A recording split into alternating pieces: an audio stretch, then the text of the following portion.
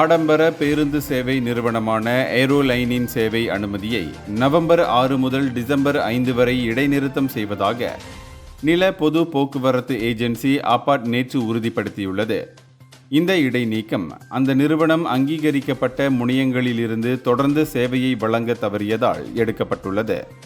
அங்கீகரிக்கப்படாத இடங்களில் பயணிகளை ஏற்றி இறக்குவது மற்றும் விதிகளை பின்பற்றுமாறு விடுக்கப்பட்ட எச்சரிக்கைகளை புறக்கணிப்பது போன்ற தவறுகளை தொடர்ந்து செய்து வந்ததால் பலமுறை எச்சரிக்கை நோட்டீஸ் அனுப்பப்பட்டதை தொடர்ந்து ஆபாட் இந்த நடவடிக்கையை எடுத்துள்ளது. நில பொது போக்குவரத்து சட்டத்தின் கீழ் எடுக்கப்பட்ட இந்த நடவடிக்கைக்கு பயணிகளின் பாதுகாப்பு, போக்குவரத்து மேலாண்மை மற்றும் முறையாக வழிமுறைகளை பின்பற்றுவது ஆகியவற்றை உறுதி செய்வதே காரணம் என்று ஆபாட் தெரிவித்துள்ளது.